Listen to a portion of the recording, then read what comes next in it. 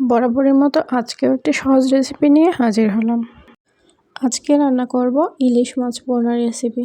একদম কম মশলা দিয়ে কী করে ইলিশ মাছ রান্না করতে হয় সেটাই করে দেখাবো।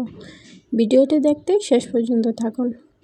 আমি এখানে 4 পিস ইলিশ মাছ নিয়েছি, তাতে দিয়ে দিব সামান্য পরিমাণ লবণ ও সামান্য একটু মরিচ গুঁড়ো দিয়ে একটু মাখিয়ে নিব। অন্য একটি কড়াইয়ে দিয়ে দিব 2 টেবিল চামচের মতো সরিষার তেল। তেলটা গরম হয়ে আসলে ইলিশ মাছগুলো দিয়ে দিব। এখনও যারা আমার চ্যানেলটি সাবস্ক্রাইব করেননি প্লিজ সাবস্ক্রাইব করে নিন। মাছগুলো আমি বেশি ভাজবো না, সামান্য ভেজে নেব।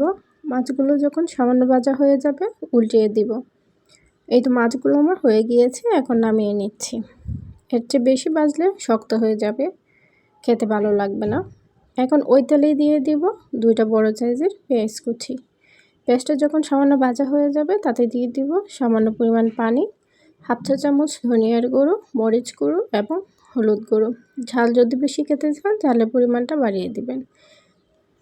দিয়ে দিলাম পরিমাণ মতো লবণ, সাথে দিয়ে দেবো একটু আদা ও জিরা বাটা, আমি একসাথে বেটে রেখেছিলাম সেটা দিয়ে দিলাম। এখন দিয়ে দেবো টমেটো পেস্ট। এই টমেটোগুলো কাঁচা ছিল, ভালো করে ব্লেন্ড করে নিয়েছি।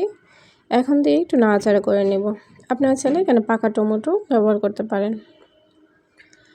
এখন মশলাটা কষানোর জন্য একটি ঢাকনা দিয়ে দিব, যতক্ষণ পর্যন্ত না মশলাটা কষানো হয়ে যায়। এই মশলাটা ভালো করে কষাতে হবে। মশলাটা যখন কষানো হয়ে যাবে, তেল বের হয়ে আসবে, তখন দিয়ে দিব আগে থেকে ভেজে রাখা মাছগুলো।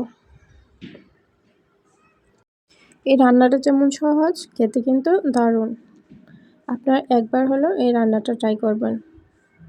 একবার খেলে বারবার এভাবেই রান্না করতে ইচ্ছা হবে। বেশি মশলা দিলে ইলিশ মাছ খেতে ভালো লাগে না আমার কাছে। আপনাদের কাছে কেমন লাগে অবশ্যই কমেন্ট করে জানাবেন। আমি 2 মিনিটের জন্য একটা ঢাকনা দিয়ে দিয়েছিলাম। তো 2 মিনিট পর এখন দিয়ে দিব সামান্য পরিমাণ পানি, যাতে মাছগুলো সামান্য কষানো হয়ে যায়। মাছগুলো যেহেতু ভাজা, তাই বেশি পানি দেওয়ার প্রয়োজন নেই, সামান্য কষানো হয়ে গেলেই হবে। আমি এখানে কোনো ঢাকনা দেব না, ঢাকনা ছাড়াই মাছগুলো কষিয়ে নিব। এখন দিয়ে দেব ঝোলের জন্য পানি।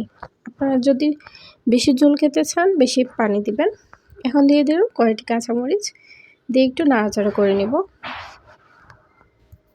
এখন একটা ঢাকনা দিয়ে 5 মিনিটের জন্য রেখে দেব।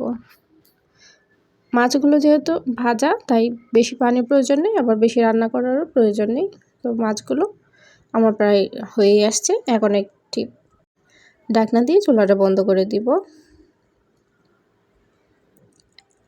এখন তরকারি কালারটা বোঝা যাচ্ছে না, একটু ঠান্ডা হলে বোঝা যাবে কেমন হয়েছে। এখন দেখেন কেমন হয়েছে তরকারি কালারটা। পাকা টমেটো ছাড়াও তরকারিতে পারফেক্ট কালার হয়। তো কেমন লেগেছে অবশ্যই কমেন্ট করে জানাবেন। এতক্ষণ পাশে থাকার জন্য ধন্যবাদ।